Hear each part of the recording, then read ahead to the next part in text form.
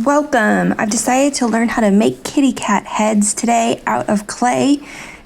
Welcome, it's Marie Handmaker from Carvings by G and Z Pottery, and I am making, I believe, 12, 13, 15, 1,000 clay kitty cat heads, because making a lot of something means that you will get better and then get worse and then get better again, but you will figure out how to do it.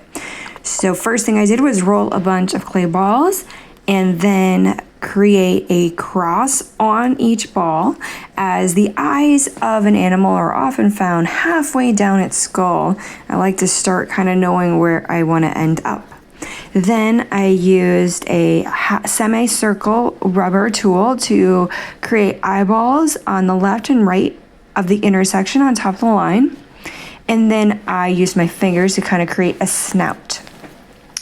After that, I moved on to my wooden tool. I love my little pointy wooden tool, and I am using it to basically map out the bone structure of a kitty cat. So kitty cats have a very, very strong cheekbone under their eye, and they have little creases next to where their eyelids are. And then I use my little wooden tool to map out where the kitty cat's nose is going to be. And using that nose as a starting point, I was able to draw its mouth and the lines from its nose up to its eyes, because the corner of a kitty cat's eyes points directly down at the slit in the kitty cat's nose, which helps line everything up on the little kitty cat face. Then I realized that the chin of the kitty cat was far too strong. So I took my cutting tool and I sliced away on the diagonal of the snout back towards the neck on either side of the neck. And that really helped it look more like a kitty cat chin. After that, I rolled a bunch of little tiny balls and let them dry out while I cleaned up the kitty cat heads with a slippy wet paintbrush. Now, slip wet paintbrushes you got to be careful with, because they are going to get slip on them, and that slip is going to start sticking to the kitty cat. So you want to clean your brush often by rubbing it on like a wet sponge, and you don't want your brush to be too wet. So you get it wet, you wipe it off, and then you wipe it on the kitty cat's face while you're cleaning up all the little lines. After I was done cleaning up all the kitty cat heads, the little eyeballs were dry enough to insert, and I like to use wet little eyeballs because when you insert them, you don't mess them up because they're drier.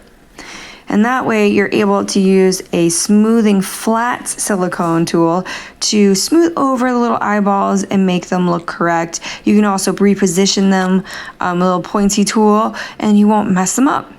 And the best part, if they don't look right and you need to make one bigger or smaller, you can add more clay to them by just wetting them and then adding clay on top with a rounded silicone tool. After I have all my little eyeballs in place, which took literally forever, like I died, I had lunch, I went back to work, I died again, I had a snack, I moved on to the ears. The ears are actually pretty easy. I loved making the ears. First thing is, you don't want to cut them out and shape them before you put them on. That it was a disaster. Instead, you want to make little ice cream cones, and you want to scratch and slip these little cones on and smooth them onto the cat head, because it actually adds the back side of the cat's head and raises the brow of the cat to the proper height. Then you can use any tool. I tried a couple of different tools. In this video, I'm using my curved pointy dentist tool, but I also used my little woodeny tool, and that worked fine. I used a rubber pointy tool, and that worked fine. So there's lots of different ways to create the shape of the inside of the ear. But the key is you want to make a big hole down to the strong part of the ear and then outwards. You can add as much fur as you want. Some of them I add a lot of fur, some of them I added very little. And here's my finished product. Thank you so much for watching, and I hope you guys all have a fabulous, wonderful, awesome day in your sculpting life. See you later.